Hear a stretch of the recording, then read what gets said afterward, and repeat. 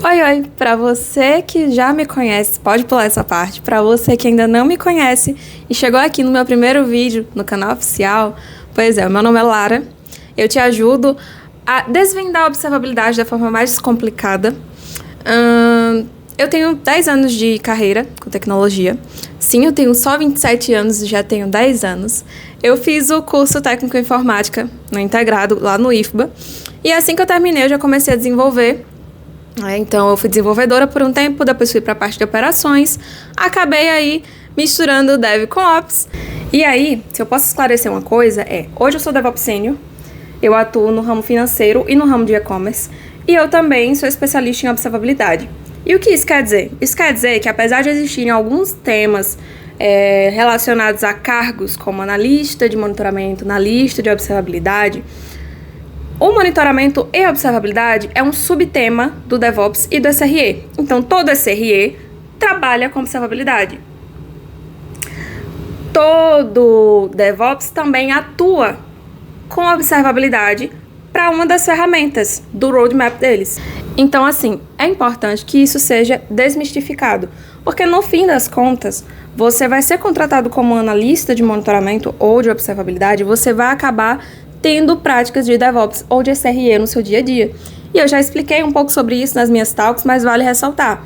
O SRE, ele sempre está preocupado em resiliência e no desempenho da sua plataforma para disponibilidade, pensando no usuário final. O DevOps, ele está preocupado e focado em entrega contínua, né? Entre agilizar esses processos de deploy e também de reverter esses processos, tá? Então, ambos atuam praticamente com as mesmas coisas, mas eles têm focos diferentes. A observabilidade deles também tem um foco diferente e é importante que você saiba disso. Então, se você foi contratado como analista de monitoramento, como analista de observabilidade, você pode comentar aqui e eu duvido que você não tenha nenhuma prática dessas duas áreas relacionadas no seu dia a dia. É importante que você saiba fazer, além de um troubleshooting, além de uma instrumentação, atuar com Kubernetes, com VM, com sistemas legados, sistemas modernos. Com tudo isso, automatizar processos, evidenciar falhas de integração e ajudar o teu time aí a evoluir nos processos de incidente e salas de crise. Sou também a primeira mulher a ser embaixadora da Grafana Labs aqui no Brasil. Mas eu sempre defendo o termo agnóstico. É importante que você saiba trabalhar com dados, independente de qual ferramenta seja, porque elas foram projetadas para seguir um padrão. E esse padrão, ele segue os Golden Signals, eles seguem o RED, eles seguem o Use, eles seguem tudo o que há de aprendizado no mundo de telemetria. Então, qualquer uma dessas ferramentas que você vá trabalhar, é importante que você saiba calcular um MTTR, um SLI, um SLO, um Error Budget e o principal, que você saiba o que fazer com essas informações. Então é por isso que eu tô gravando esse vídeo, porque depois da primeira pergunta mais feita para mim, que é como eu começo a colocar monitoramento e observabilidade no meu ambiente, a segunda é como eu começo a estudar a observabilidade diante de tantas opiniões, diante de tantos conteúdos que tem por aí, como eu começo? E aí, eu fiz um artigo, tá? Divulguei para vocês, que fala um pouco sobre o que é que eu preciso saber, tá?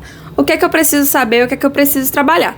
E eu só posso dizer aqui de uma forma muito direta: saiba observar quais são os principais sinais, saiba calcular um SLO, um SLI, um Error Budget, saiba calcular um MTTR, mas também saiba o que você vai fazer depois que você tiver esses resultados. É importante que você consiga ter isso para direcionar as suas, como é que eu posso dizer, as suas ações pós-incidente, as suas ações pós-problema, antecipação de problemas. E também tem um ponto muito importante. Como eu defendo que ser agnóstico hoje em dia é uma regra de ouro, é importante que você também entenda como tratar telemetria ruim. Instrumentar por instrumentar, ter métrica por vaidade, não vale a pena, tá? O custo é muito alto no final do mês e é por isso que muitas empresas ficam migrando de ferramenta em ferramenta o tempo inteiro, tá? Por quê? Acreditam muitas vezes que a instrumentação é difícil, que não tem braços, que talvez seja uma forma melhor pagar para ter um recurso de de monitoramento e observabilidade melhor e tudo mais, mas no fim das contas, as coisas se resumem a padronização, automação, o que você vai fazer depois com isso e, principalmente, o que é que de métrica você está coletando. Você está coletando debug no log? Isso vai ser um prejuízo. Isso acaba criando uma cortina de fumaça do que realmente importa. Né? Você pode dropar alguns dados, tem muita duplicação de dados. O que é que realmente importa no log da tua aplicação? Entendeu? Você precisa ter todas aquelas métricas de aplicação instrumentadas? Ou você poderia personalizar, né? Ou você poderia criar uma tendência baseada naquilo? Você realmente precisa disso tudo? Então, assim, ter uma boa telemetria faz total diferença, tanto quanto FinOps, tanto quanto um bom analista de observabilidade que está iniciando aí no processo. E quando eu falo sobre isso, eu falo também sobre segurança. É importante que, dependente da ferramenta, você consiga ver onde você pode deixar suas métricas, seus logs, seus traces seguros. Seguros, que eu quero dizer, usando um hash para poder ocultar ou codificar aquelas informações sensíveis de pessoas, seja na área de saúde, seja na área de e-commerce, seja na área financeira. A gente trabalha com o público e tem informações aí pessoais o tempo inteiro, tá? E apesar de me dizerem que, nossa, mas a gente assina um termo, a gente vai ser responsabilizado se acontecer alguma coisa, mas até isso acontecer, um estrago já foi feito. Então, pense sobre isso, pense sobre usar a autenticação para mandar seus dados, para receber, né, para que ninguém consiga ter acesso e de repente invadir o seu sistema, porque lá tem informações sensíveis da aplicação, da infraestrutura e tudo mais. Então, assim, monitoramento e observabilidade não se resume somente em infraestrutura nem aplicação. Envolve um ecossistema inteiro onde todas as pessoas são responsáveis por cuidar do que você está fazendo, monitorar e, principalmente, resolver. Aquele problema que está ali acontecendo há 6 meses e ninguém viu é um grande problema, tá? Se está há 6 meses e ninguém viu, ou não era para ser alertado, ou realmente você está deixando passar algum problema que uma hora vai explodir na sua mão, na sala de crise, no feriado. Então é isso. E lá eu coloquei também 10 mandamentos de observabilidade, que é bom, que é importante que você sempre se recorde, sempre revise. Olha, eu entendo que muitas vezes a prática, ela leva à perfeição. Mas nesses casos, eu já ouvi muita gente falando também, né? Nossa, mas pra que esse passo a passo? Pra que esse roadmap de alerta? Pra que isso? No fim das contas, a gente entra numa sala de crise e tem que se virar e tem que fazer com que der, com tudo pegando fogo, de qualquer jeito. E aí, logo depois, essa pessoa passou dias estudando e me veio com um passo a passo de como resolver aquele problema. E aí eu começo a rir, porque era exatamente o que eu tinha falado. Então, assim, às vezes a gente precisa observar a regra de negócio, conversar com os colegas do lado para entender se já tem alguma coisa ali em mente, se já é um problema evidente há muitos anos, por que aquilo não está sendo tratado, qual a melhor forma de suprimir. Quando você vai se aprofundando nas teorias também, de como resolver, do que é que pode ser feito, o que é que pode ser observado, você poupa tempo. Não é que você só sabe teoria, é que você poupa tempo. Independente da ferramenta, você vai ter um desafio técnico, mas você já sabe o que você está procurando. Então, assim, é importante que vocês tenham esse conhecimento, essa noção, para conseguir aí dar seguimentos nos desafios de 2026. E aí sempre me perguntam qual o nível de maturidade da observabilidade. Eu posso dizer que quando você tem sinais certos, quando você tem correlação ou contexto do que está acontecendo, aplica a regra de negócio sobre aqueles dados que você está vendo, porque, pasme, a maioria das anomalias que as ferramentas pegam automaticamente, elas são baseadas em um comportamento, mas elas não refletem, na maioria das vezes, qual a rotina de negócio. Então, teve um dia que é um dia de pico, é um dia de pagamento, é um dia de vendas, mas a ferramenta não sabe, entendeu? Então, para ela vai ser anormal. Então, é importante que vocês também saibam identificar essas métricas que não têm sentido das métricas que têm sentido. E isso só vai ser feito com contexto e conhecimento do negócio.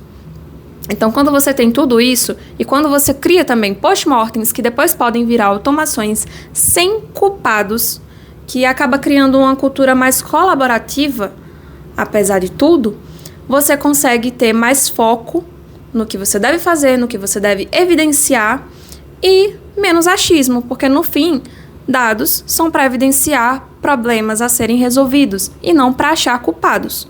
A partir do momento que você acha culpados ou que você dita culpados e acha que a observabilidade é para isso, você está virando inimigo da sua equipe. Pois é, isso só dificulta o processo. Então, acredito que além de tudo, ter o conhecimento, você precisa ter essa mudança de mindset cultural do que fazer com a observabilidade. E se eu posso dizer para vocês o que é que realmente me ajudou no início, foram 3 coisas. Primeiro, o livro de engenharia de confiabilidade do Google mudou meu mindset para observar os problemas, porque lá eu aprendi vendo o que é que eles estavam resolvendo e eu passei por muitas dessas coisas, tá? Então, tem muita gente que vai falar, mas aconteceu no Google, não tem nada a ver, não sei o quê. Gente, quer melhor aprendizado do que aprender com o erro dos outros? E principalmente, uma grande dessa? Enfim, vai de cada um, né? Mas eu prefiro. Segundo, não se compare. A maioria dos problemas que eles também tiveram, você não necessariamente vai ter. Entendeu? Mas você não fica só em uma empresa na vida, né? Você passa. Então, assim, às vezes o que funciona para uma empresa pequena não funciona para uma grande. E vice-versa. Então, por exemplo, até questão de ferramenta mesmo. Ferramenta nasce e morre todo dia. Então, pode ser que aqui você está trabalhando numa empresa pequena que paga e satisfaz, resolve o problema dela. Pode ser que você vá para uma grande e você precise se agregar para 2 stacks, uma open source e uma paga. E tá tudo bem. Já te falei que o principal é o que você vai fazer com isso no final. É como você envia os dados de telemetria.